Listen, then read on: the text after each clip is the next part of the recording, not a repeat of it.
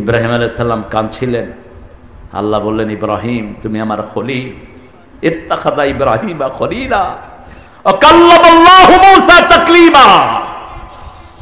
আমি তোমাকে আমার খলিল হিসাবে নিয়েছি। তোমার চোখের পানি আমার সহ্য হচ্ছে না, তুমি কেঁদো না, জান্নাতের পোশাক তোমাকে দিচ্ছি।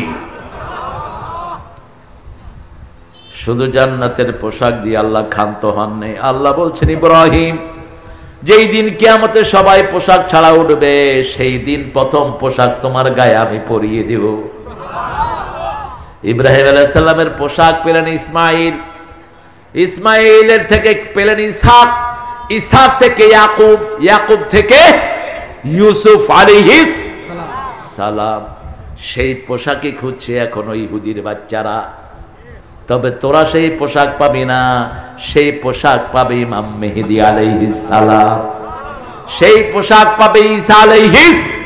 বনি ইসরাইলের তিনি প্রথম নবী। বনি ইসরাইলের কি নবী? প্রথম নবী ঈসা আলাইহিস সালাম।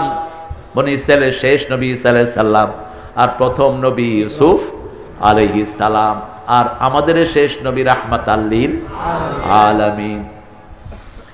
ওই ড্রেস যখন ওনার গায়ে আগুন, ওনার গায়ে অ্যাকশন করতে পারবে না, তারপরেও আল্লাহ নোটিশ দিলেন, কুলনা ইয়া নারু কুনি বারদাও ওয়া সালামান আলা ইব্রাহিম।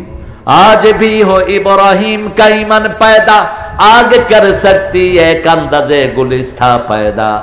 आज যদি হয় ইব্রাহিমের ঈমান বিদ্যমান, আগুন হয়ে যেতে পারে খুবসুরত এক ফুল বাগান। ঠিক সুবহানাল্লাহ। আরো আস্তে কর। ইব্রাহিম আলাইহিস সালাম আগুনে হাঁটছেন আর বলছেন, আমার জীবনের সর্বশ্রেষ্ঠ সময় ছিল ওই আগুনে যতক্ষণ ছিলাম ওই সময়। কে বাগান করে দিয়েছেন? কে? আল্লাহ করে দিয়েছেন। সেই আল্লাহ বোধহয় এখন বুড়া হয়ে গেছে, আগের মতো আছে তো? শক্তি আছে তো? ওয়ালা ইয়াউদুহু হিফযুহুমা ওয়া হুয়াল আলিয়্যুল। কোন দুর্বলতা তাকে স্পর্শ করতে পারে? তিনি সব বিষয়ে জানেওয়ালা, সবচেয়ে বড়। ঠিক না? ঠিক। আল্লাহ আমাদের আলেমদেরকে তুমি মাফ করে দাও, আমিন। আরো চিৎকার করে আমিন। আবু বকর রাদিয়াল্লাহু আনহু বলছেন, ওই যে কেরামা এখনই হয়তো ধরে ফেলবে, তার জন্য চোখের পানি ফেললাম। সেই চোখের পানি মুছে দিলেন রাহমাতাল লিল। আমরা আমার ভাইয়ের চোখের পানি মুছে দেব, আমরা আমাদের গ্রামের প্রতিবেশীদের চোখের পানি মুছে দেব। তাহলে আমাদের দুঃখ মুছে দিবেন কে? আপনার প্রতিবেশী হিন্দু হতে পারে, সে যদি না খেয়ে মারা যায়, আপনি মুমিন হইতে পারবেন? রাসূল বলছেন, মান আশবা নাফসাহু ওয়া জারহু জায় লাইসা মুমিন। যে নিজে পেট পুরে খায়, তার প্রতিবেশী হোক হিন্দু, হোক বেনামাজি, হোক চালাল, যদি না খেয়ে থাকে, সে কখনো মুমিন হতে পারে না। কি কঠিন কথা!